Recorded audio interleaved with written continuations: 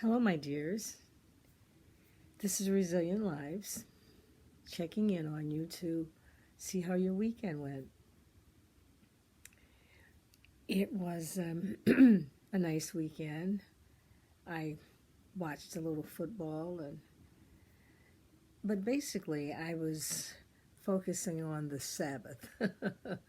For some reason, I was thinking about disengaging from the world of work and doing something that was not work.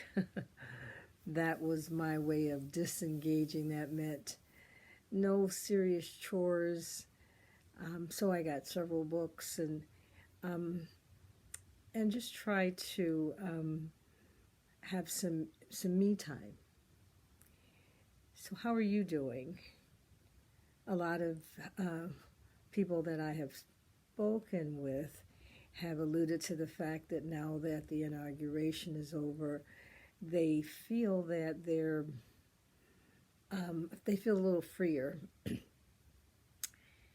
So I know our goal is still to flourish and to thrive, because things are still very, very, very, very serious. Now in addition to the pandemic, there seems to be some other variant that is coming in. So this is a time where we must continue the mitigations that we started almost a year ago. We would have thought that we would be done, but I'm I'm realizing that I have to set my mind and my emotions on how to wait until the time comes that we can be free to resume the new norm. And as I look at our emotions and our passions and things, I think it's a thing that we can focus on, because it's so easy when you see what's going on in the world. It's so easy to see how people's anger gets out of control, and we know when our anger gets out of control, it takes us in a whole different way, off on a different path. And so, as we are beginning our week, this is the last week of January. Can you believe that? Wow. There seems to always be this saying, time is passing quickly. I mean, people have been saying that since my mother, grandmother. It just seems like time is passing quickly. And whether there's truth in that or not, the concern is, are you living your life the way you would like to live it? Are you using your time wisely? Are you thriving?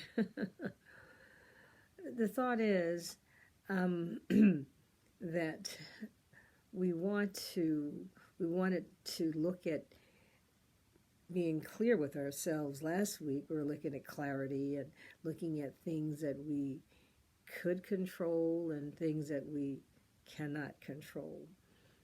And that was last week. And so this week, perhaps we will look at our emotions, because all this stuff that's going on is touches your heart. It does. All of this impacts your stress.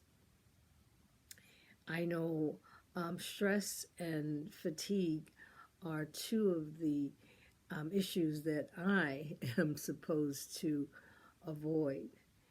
Well, stress and fatigue is probably something most people should avoid.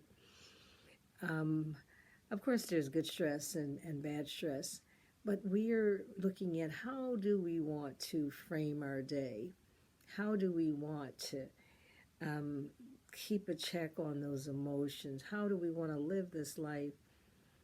And so this will be our thought this week, just to look at our emotions and our passions, and frame our day such that it will be intentional. We'll look at those things that put us in one of those loops, those triggers that throw us really off balance, that really bother us.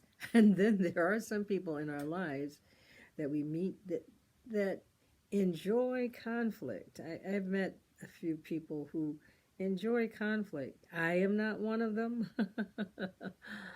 I am not one of those who enjoy purposely causing conflict in others' lives.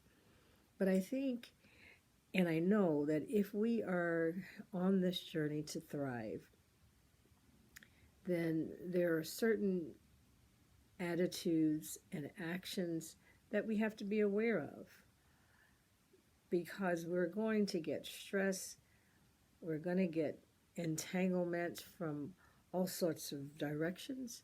They could be inner, they could be from the job, from the type of job.